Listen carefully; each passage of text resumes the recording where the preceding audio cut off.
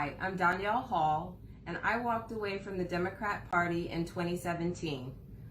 My father was stationed in Dover, Delaware in 1973, where I grew up, and as I grew older and closer to the voting age, we had spirited conversations about who we were voting for as a family. So by the time I turned 18, it was natural for me to register the same way my parents were, which was Democrat, and I stayed that way for many decades. In 2016, I actually had the opportunity to help a Republican candidate. And so as I traveled with him up and down the state of Delaware and talked to voters about the things that he stood for, I started to really see that people were willing to have open, honest conversations about voting their values and not their party affiliations. So around the beginning of 2017, I decided to do a deeper dive. And technology being what it is, I went online, found 2 or 3 different types of political personal inventories, and I took the test. Now, some of them were 20, some were 40, some were 60 questions, but at the end of the day, I always ended up being conservative.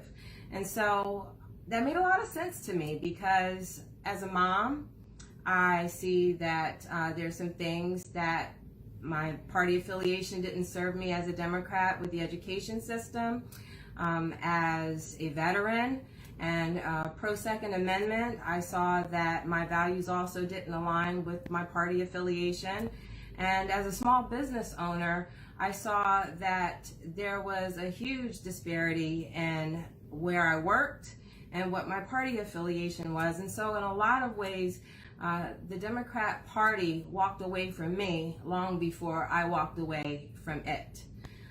In 2018, I was so charged up about changing some things here in the political landscape of Delaware that I decided to run for state senate.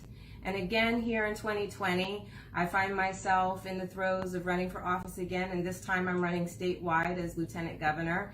And I'm still charging the voters with the challenge of really doing that deep dive and seeing where they align with things that I'm talking about in my platform and where they're affiliated. Sometimes it doesn't always match up, and I'm encouraging them to plant that own seed in their political ideologies and decide that they want to vote their values and not their party affiliations.